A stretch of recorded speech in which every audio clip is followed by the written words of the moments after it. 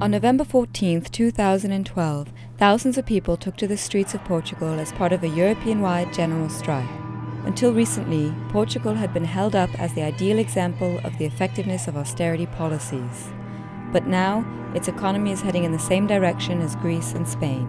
We are being struck with exactly the same measures and the same consequences as what happened in Greece and what's happened in Spain, in Ireland, and all over the world. Portugal right now has a negative birth rate, so there are dying more people than are born, and this government is telling us to go outside, to emigrate. And we have youth unemployment that's huge. Some people talk about 40%, 50% unemployment. The government says overall unemployment is at 16%.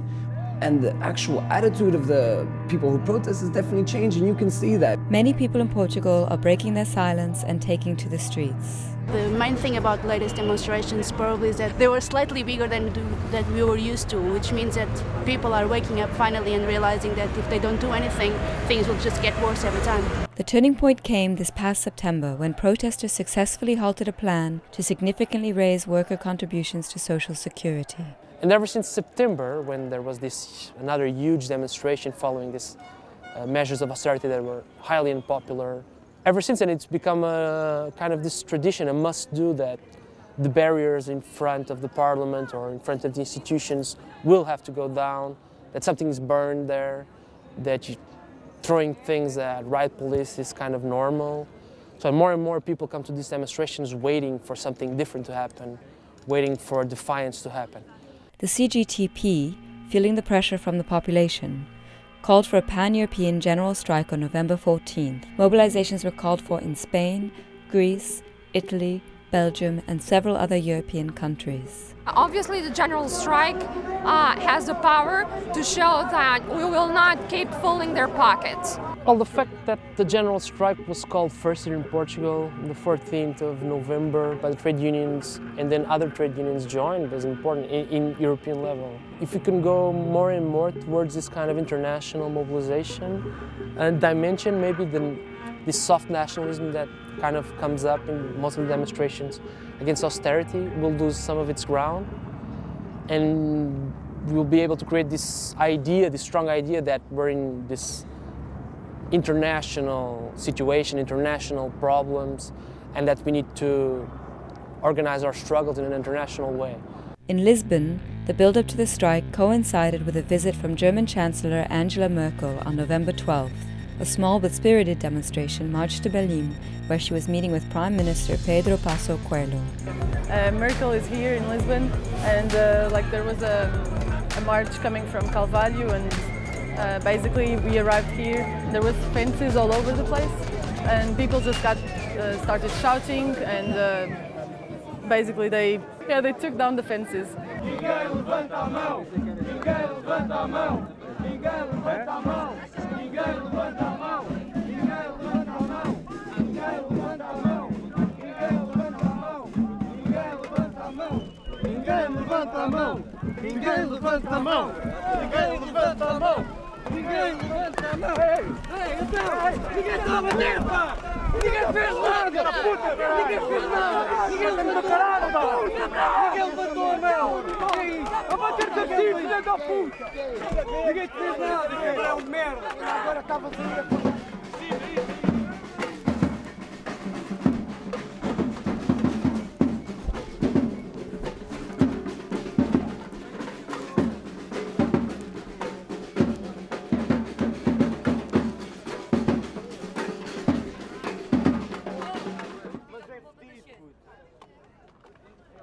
The day of protests against Merkel ended without any major incidents.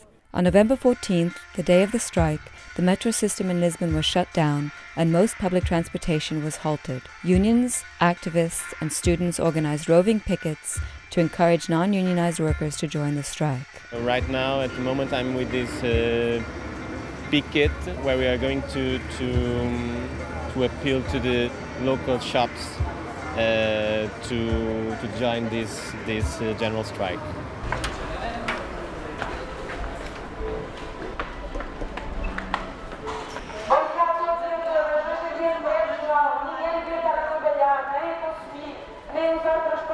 Sabemos que os centros comerciais, por norma, são astros de precariedade.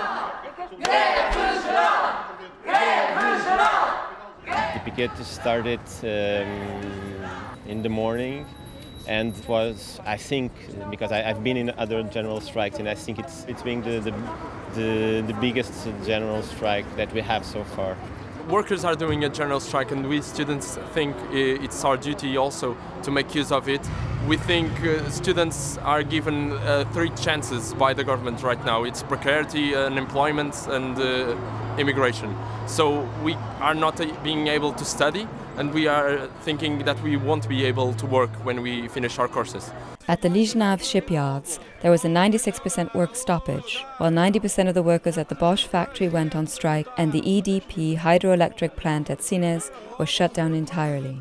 Many factories in the auto industry, the pulp and engineering sectors had over 60% of their workers joining the strike. Dock workers, who have been in an extended struggle over plans to change labour laws, organised a feeder march that included precarious workers, anarchists, and participants from the Portuguese Indignados movement.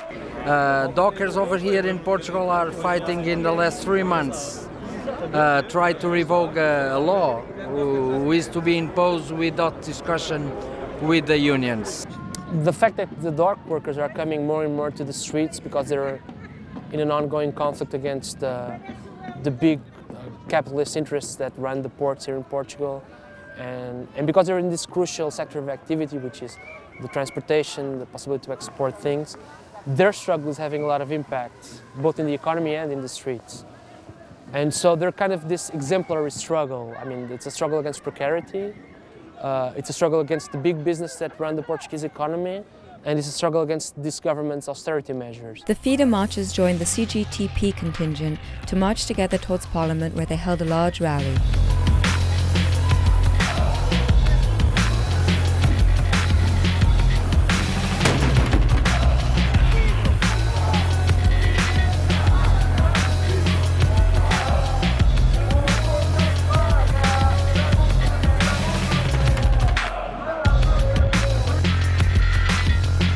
What happened then is that CGTP, in their very particular style, they had their protest for about an hour and a half. And I would say at about 5:30, CGTP, the labor union, officially left the protest. And so officially the protest ended, and we continued with it, the social movements. Mind you, a lot of the contingent that's part of the CGTP protest actually stayed there, which is quite new. Meanwhile, it's become a tradition to take down the barriers, which I think shouldn't even be there in the first place.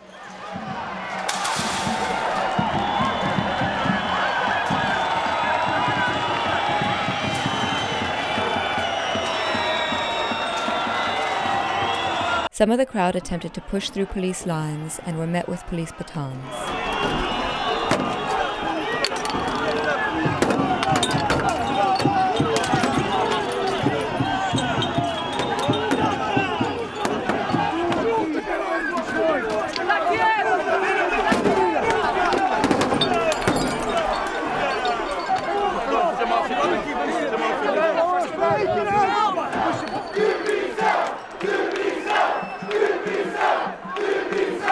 Others, angered by the police reaction, threw paving stones, fireworks, and bottles at the police.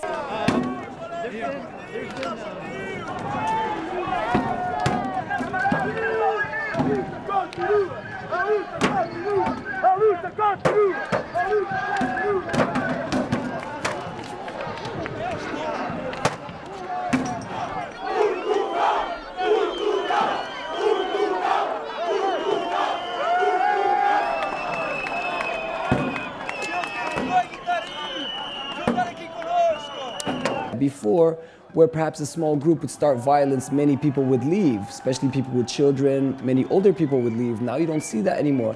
That certainly does reflect the radicalization of the people. And I think some of the real spontaneous violence that we see and saw indeed in this protest is a real, genuine reflection of the suffering that the people are going through. And we have a political system that doesn't really give many viable, realistic, effective options for people to take real change into their lives.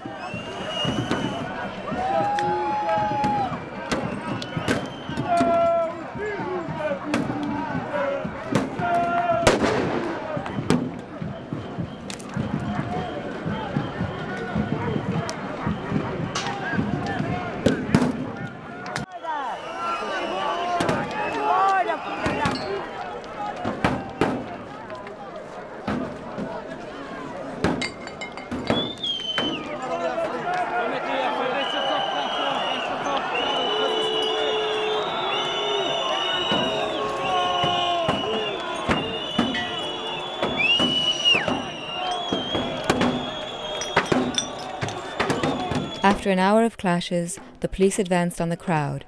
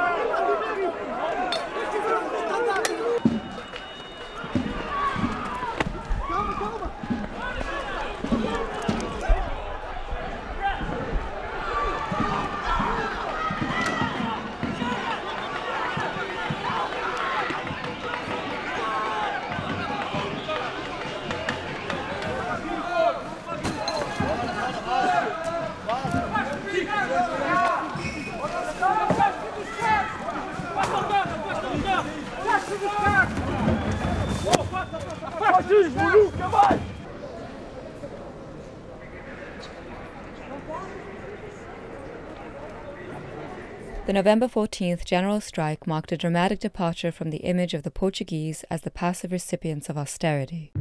Something has come out of the bottle that's still not ready to go back. More people are coming and more people are realizing that whenever they come out and struggle on the streets that they get something out of it. After we win the battle against TSU, now we have to win other battles following, and we do it on the streets as historically it has been.